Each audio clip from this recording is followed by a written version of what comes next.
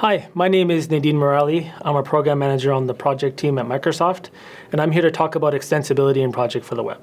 In this presentation, I will cover what the Power Platform is, project running on the Power Platform, what you can customize in project, and give you a couple of demos to show you the extensibility power of the Power Platform. The vision for the Power Platform is that data is coming from everywhere. Businesses need to understand their data to gain insights and drive their processes. The businesses that are able to do this are the ones that will succeed. Businesses today have a limited number of programmers and data scientists, if any, so the Power Platform wants to empower all users to build something better for their business. Users can use platform tools like Power BI to analyze their data, PowerApps to build no-code solutions. Users don't need to be programmers to build something to help themselves get work done.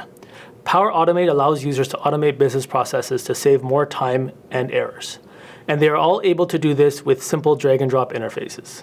The platform still provides all the lower level access and APIs needed to build even more complex apps and businesses processes with your developers. Data connectors allow users to bring data into the platform that isn't native, but still use the capability of the platform on that data.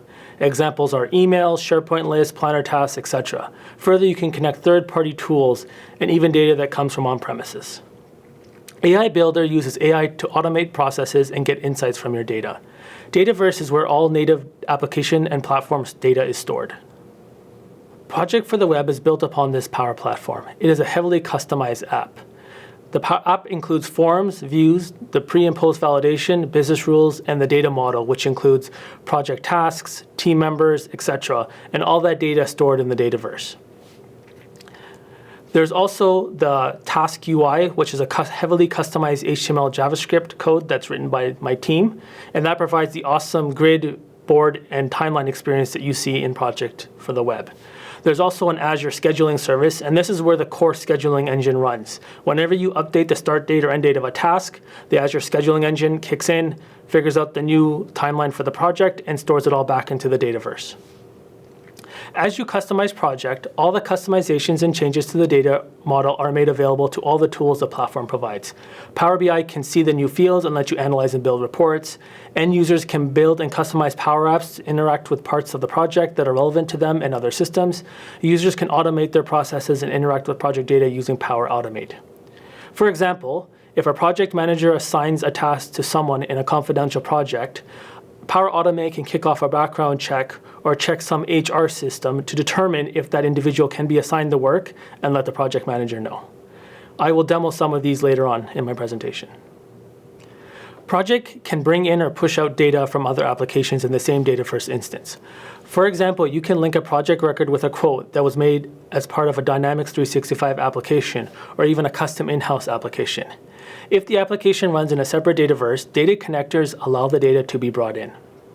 If the data exists outside the Power Platform, a data connector can bring it in from an Office 365 service or a third-party application or service.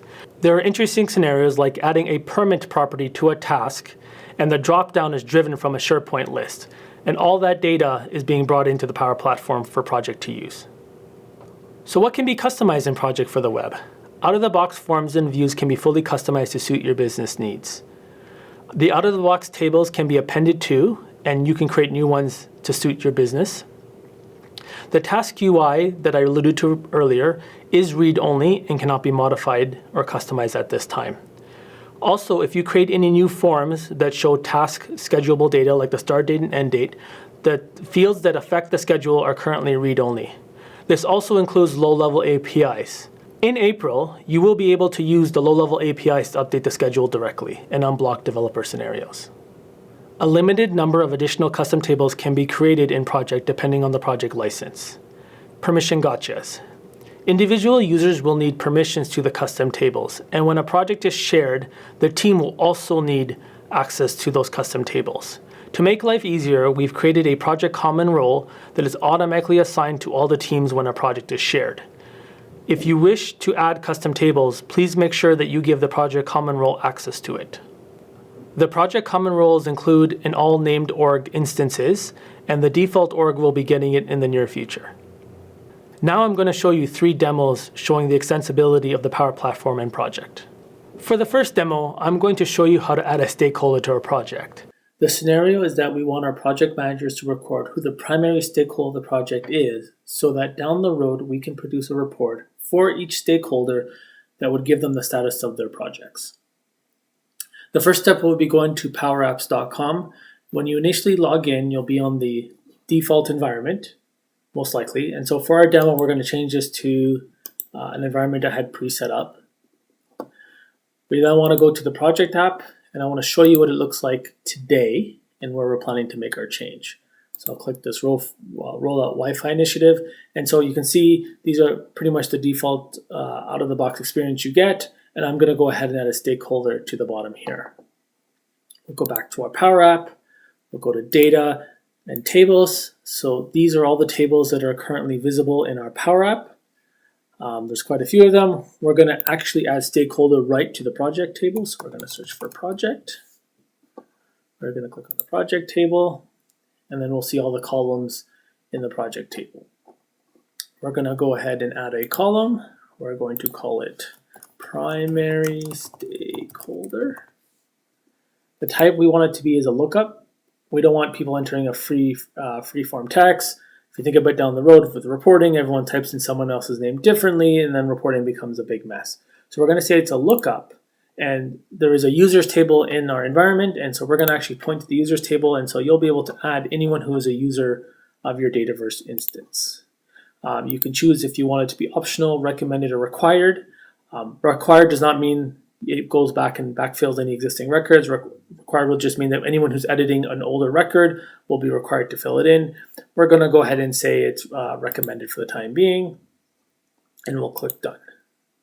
And then we'll save our table. So what we're doing right now is in the environment, we've added a new field column to the project table, and it's being updated.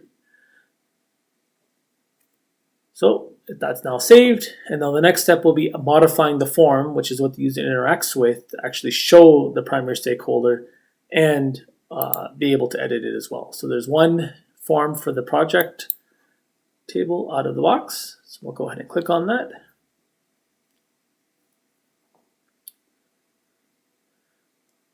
This should match pretty much what we saw before. We'll click on this particular general section.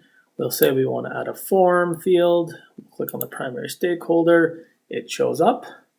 We will save it. This allows you to make multiple changes without everyone seeing it, and then we'll publish it.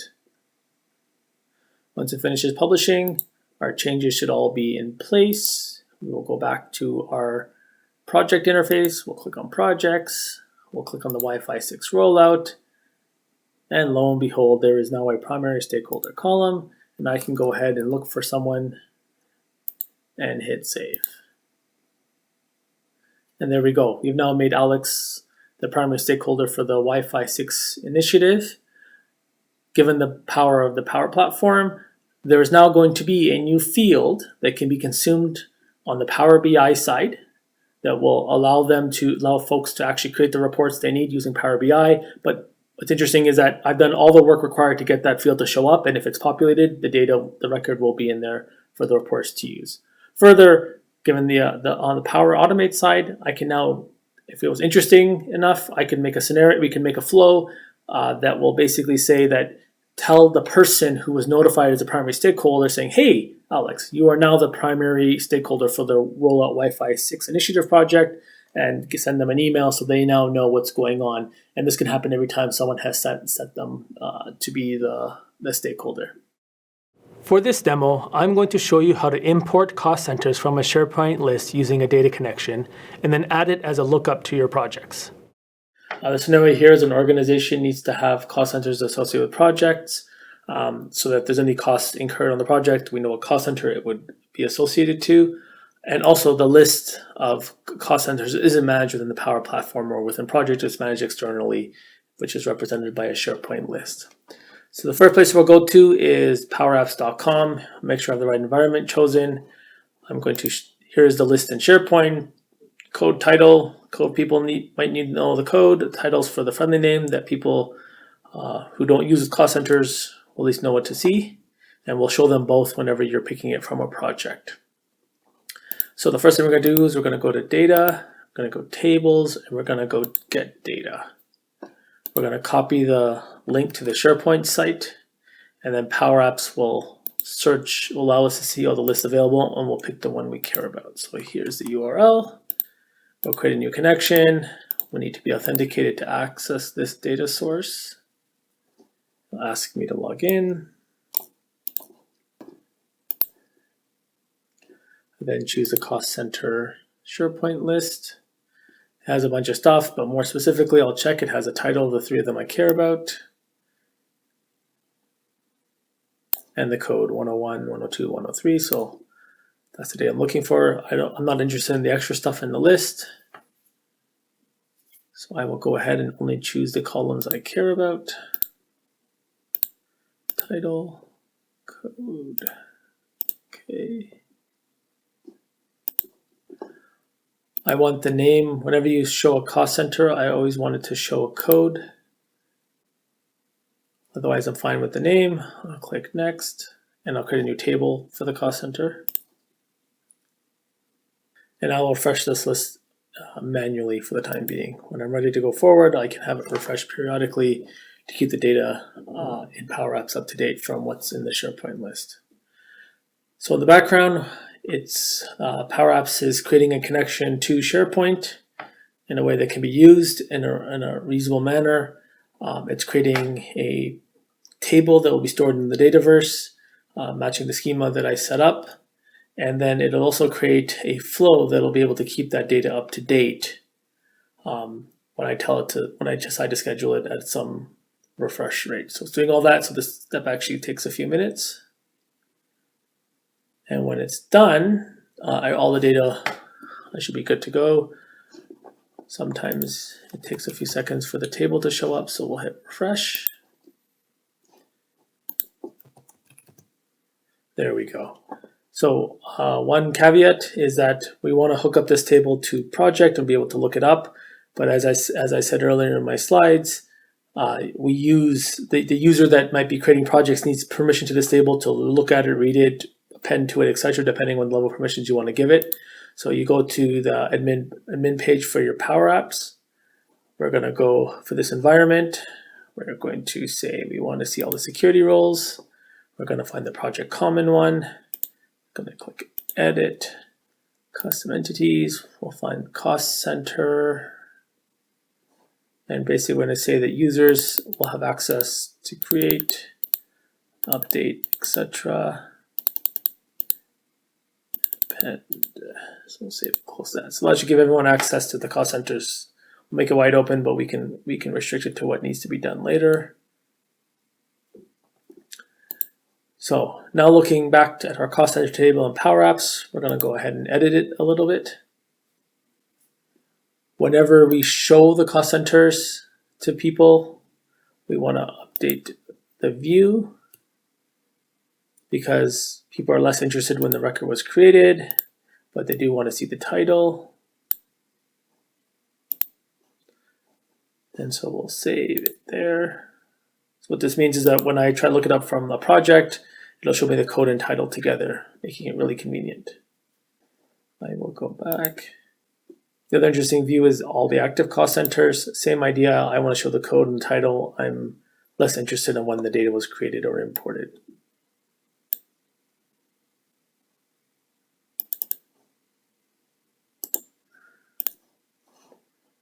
Save it. Go back. So the data flow exists. Hopefully there's data. It hasn't been imported yet, so we'll go ahead. And since we said manual, we'll go ahead and click off a refresh. So what's happening in the background now, that flow is running and importing the data. Sorry, Power Query. While we're running the data import, we can go to our project. We will add a new column. This will be the cost center for the project. It'll be a lookup to the cost center table. We will say it's required and be done. We will save our table. So now we've defined that a project must have a cost center. We also want to edit the form so that the cost center appears when a user's be editing a project or creating a project. We will add it right below project manager. Whoops, there we go. We'll save, publish it. We'll go back. Now we'll just double check our cost table, see if the data is imported.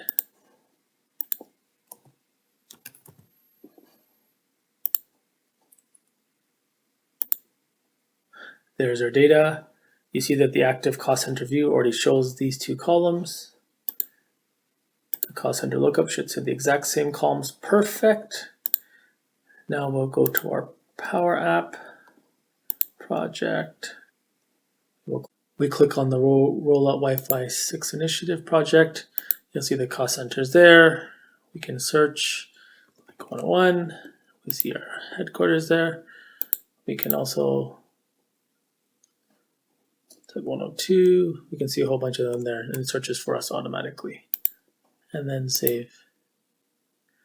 The other interesting thing is Cost Center is now available in all endpoints. So Power BI reports looking at this projects will have a cost center value. You can build Power Automate flows on top of this if there's something interesting there to be done. Thank you. For this demo, I'm going to show you how to use Power Automate to take snapshots of your project. The scenario is that our organization wants an easy way to track the history of projects and how they're changing over time. The scenario is that an organization wants an easy way to keep track of how projects are progressing and being able to look at how they've progressed over time. So what we're going to do is we're going to go ahead and we're going to create a new table in the Dataverse. We're going to call the table Project Snapshot. The primary name column will contain the name of the project. And while new columns are being added, we will go a couple of them more. We want the project ID to be recorded, which is going to be used for reporting so that we can compare projects week over week, even though the name of the project might change. We're going to look at the snapshot date, the date that the snapshot was taken. This will be different from the creation date of the record. At least we can link them all together, like all these snapshots were taken at the same time. And finally, we're going to record the finish date, which is probably the most important part, which is recording the date the project was projected to finish. Going to go ahead and save. Then we're going to modify the view so that when we're looking at the data, we can see all the extra columns that we care about. So we care about the name of the project. I'm not interested in when the record was created, the finish date, and we'll put the date the snapshot was taken first. We'll save, publish, we'll go back. We're now going to create a flow. This flow is going to run once a week. We'll make it Fridays at 10 p.m. So create a new flow, scheduled, take project snapshot. It's going to start at 10 p.m. Every week.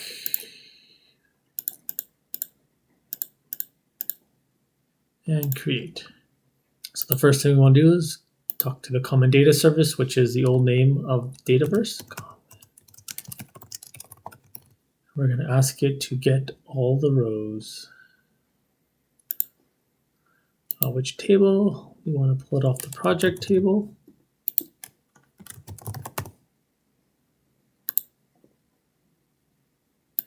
And then for each one of those rows we found, we want to create a new row in the project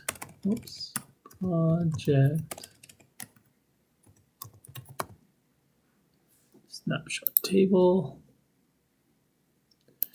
We want the name of the snapshot to be the same name as the project that came from the list. We also want to fill in a few more of the fields. We want the finish date to match the finish date of the project. We want the project ID to come from the project record. That'll help us on reporting when this table is populated. We also want the snapshot date. So when this flow runs, we'll create a variable. we'll call the variable snapshot date. It'll be a string, and it'll basically be the current time the snapshot is running.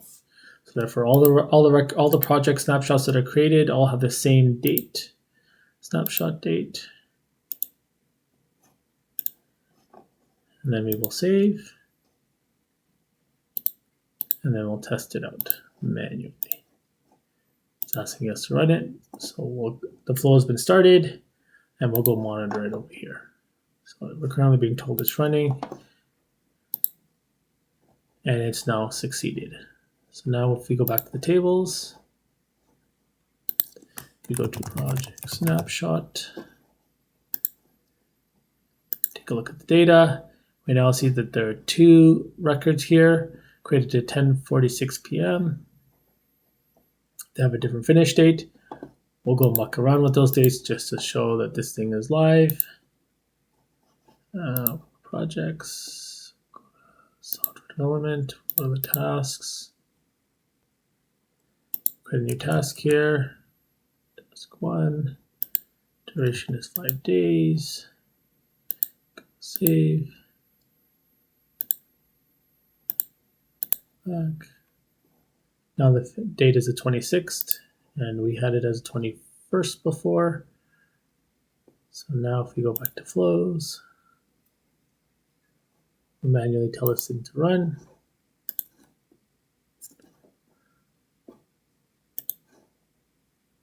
If we click on it, we'll see the history. It's already created, it was pretty fast. Go to the project snapshot table,